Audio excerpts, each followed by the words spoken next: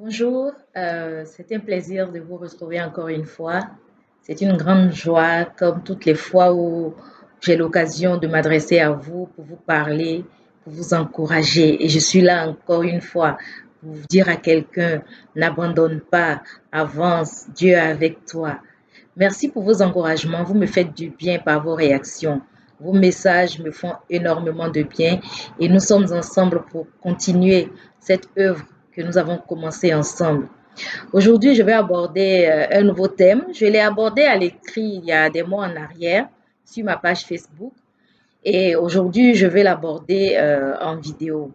Il s'agit du recommencement, de l'échec et du recommencement. Alors, de quoi s'agit-il? Je vais vous parler de Isaac, le fils d'Abraham, un des patriarches d'Israël.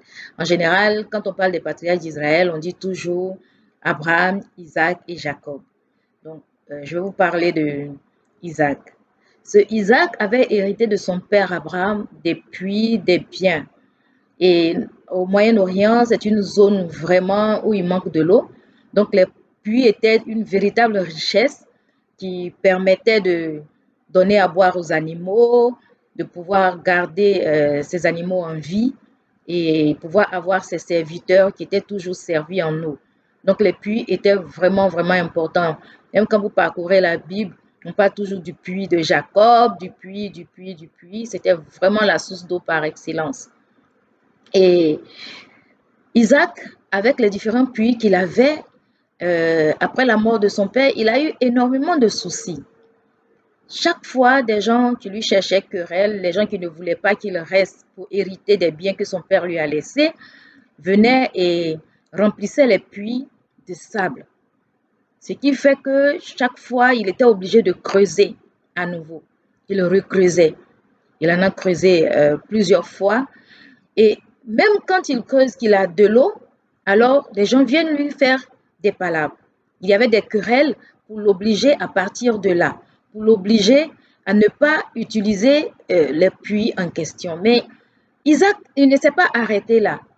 Je lisais comme ça son histoire et il y a certaines lignes de ce texte-là que nous trouvons dans le livre de la Genèse qui nous dit ceci. Les serviteurs d'Isaac creusèrent encore dans la vallée et ils y trouvèrent un puits d'eau vive. Les bergers de Guérar cherchèrent querelle aux bergers d'Isaac en disant, l'eau est à nous. Il appela le puits Ézek parce qu'on s'était disputé avec lui. Ses serviteurs creusèrent un autre puits au sujet duquel on chercha aussi querelle et il l'appela Sitna. Il partit de là et creusa un autre puits pour lequel on ne chercha pas querelle. Il l'appela Rehoboth, car, dit-il, l'Éternel nous a maintenant mis au large et nous prospérons dans le pays. Ce texte se trouve dans le livre de la Genèse au chapitre 26, du verset 19 au verset 22. Donc, si vous voyez, Isaac est parti de puits en puits. Lorsque les gens remplissent son puits de sable, il vient, il creuse à nouveau. Lorsque les gens lui font querelle, il change, il va à un autre endroit et il crée encore un nouveau puits. Il creuse encore un nouveau puits. Mes amis, recommencer, ce n'est pas une mauvaise chose. Quand vous lisez cette histoire d'Isaac, c'est clair que ça doit vous parler. Quelqu'un doit être en train de dire, mais ça c'est mon histoire. Quelqu'un est en train de dire, oh, comme j'ai dû recommencer. Si vous avez eu le courage de recommencer, c'est une très bonne chose. Mais ceux qui refusent de recommencer, je vous en prie, levez-vous, recommencez. Il m'est arrivé dans ma vie de mener plusieurs activités. Et ces activités n'ont pas forcément donné ce qu'elles devaient donner. Bien sûr, quand c'est comme ça, les railleries, les moqueries, les critiques, les calomnies, les gens ne comprennent pas ce qui s'est passé. Mais jamais le découragement n'a pris le dessus. Et c'est à cela que je vous encourage. Ne vous laissez pas décourager par les railleries. Ne vous dites pas, oh, je ne suis pas faite pour telle chose, ça ne va pas marcher, je ne réussirai jamais, non, ce n'est même pas la peine. Et puis vous restez là et vous faites quoi si vous restez là à ne rien faire? Il faut pouvoir se lever. Comme Isaac, il faut creuser à nouveau. Si l'on vous cherche des palabres, il faut quitter le lieu, il faut aller creuser ailleurs. Parce qu'il arrivera un jour où, j'ai envie de dire, le jour de votre jour, où le Seigneur vous donnera la grâce de prospérer dans ce que vous êtes en train de faire. En tout cas, s'il y a quelqu'un à qui ce message parle, lève-toi, recommence. Ce n'est que de l'expérience. Moi, je l'ai appris. Lorsqu'il y a quelque chose que je fais qui ne marche pas, je veux regarder ce que je tire comme expérience de là. Je ne vois pas cela comme un échec, comme une fin. Je vois toujours une virgule, un point-virgule, pour qu'il y ait une possibilité de faire autrement ou de faire une nouvelle chose. Comme Isaac, je vous encourage vraiment à ne pas abandonner. Je vous parlais il y a quelques jours du verre à moitié vide et à moitié plein. C'est exactement cela. Vous n'avez pas réussi cette fois-ci? Regardez jusqu'où vous êtes arrivé. À quel niveau vous êtes arrivé? Comment est-ce que vous pouvez encore une fois faire un nouveau saut pour continuer de remplir et de remplir votre verre? Ne regardez pas le côté qui est vide. Regardez ce que vous avez pu acquérir comme expérience. Et même si vos ennemis remplissent vos puits, vos projets, des gens viennent mettre du sable dans votre attiéké, comme on dit dans notre jargon. Des gens viennent jeter du sable dans vos projets. Il faut en sorte que votre chaîne, votre poulie ne roule pas. On vous a jeté du sable dedans, il n'y a pas suffisamment de graisse. Et comme Isaac, venez, enlevez le sable, rendez le puits utilisable, creusez à nouveau. Sûrement que cette fois sera la bonne. Sûrement que cette fois sera la bonne. Dieu ne vous abandonne pas. Dieu ne vous dit pas, ok, c'est bon, comme vous n'avez pas réussi cette fois-ci, il faut arrêter. Non. Même Isaac, le fils du grand Abraham, a dû faire face à l'épreuve du recommencement. Mes amis, recommencer n'est pas un drame. Recommencer ne veut pas dire qu'on a échoué.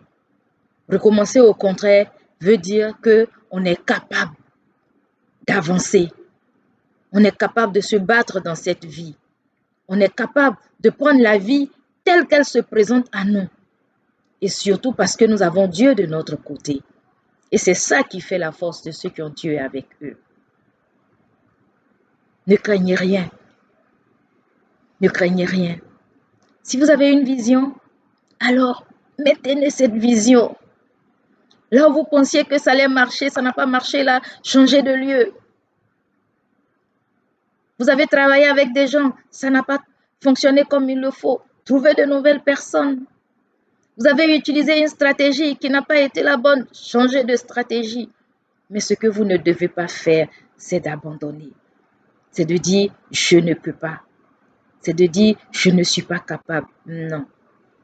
Si seulement vous appartenez à Dieu, sachez que vous avez été créé à l'image d'un Dieu qui est le Dieu de l'impossible, le Dieu de toutes les possibilités, le Dieu devant qui il n'y a pas des choses qui ne soient pas possibles. Avec lui, on est capable d'avancer, d'avancer. J'aime beaucoup cette image. Je dis toujours aux gens, la vie chrétienne, la vie même des êtres humains, c'est une vie à escalier. Il ne s'agit pas d'un tapis roulant où il n'y a pas d'échec. C'est des marches, une marche après l'autre. Et même quand ça vous arrive de glisser, relevez-vous et essayez de gravir la prochaine marche. C'est mon message pour chacun d'entre vous aujourd'hui. N'ayez pas peur de recommencer. Allez-y, vous allez réussir cette fois-ci. Je veux prier pour vous. Ô Seigneur Père éternel, merci. Merci pour ces messages d'encouragement. Comme tu m'as aidé, comme tu as été avec moi pour m'aider à me lever et à recommencer chaque fois que je pensais avoir échoué. Je vais te demander d'être avec ceux qui m'écoutent. Qu'ils aient le courage de se lever encore une fois, qu'ils ne s'arrêtent pas. À l'image d'Isaac, qu'ils acceptent de creuser à nouveau les puits Parce que le jour viendra où ce sera le bon puits. Ce sera Rehoboth. Ce sera le moment où tu les mettras au large, Seigneur. Rappelle-leur cela, ô Dieu, qui s'attache à toi, parce que toi, tu as ton temps. Seigneur, pour cette femme, pour cet homme qui ne sait pas où donner de la tête, qui ne croit plus en lui, qui pense qu'il n'est plus capable, rappelle-lui qu'il appartient à un Dieu capable, le Dieu qui rend l'impossible possible et le Dieu tout-puissant. Merci pour ce que tu vas faire dans les vies de tout un chacun. C'est au nom de Jésus que j'ai prié. Amen. Amen. Je vous souhaite un excellent week-end et que Dieu vous bénisse. Amen.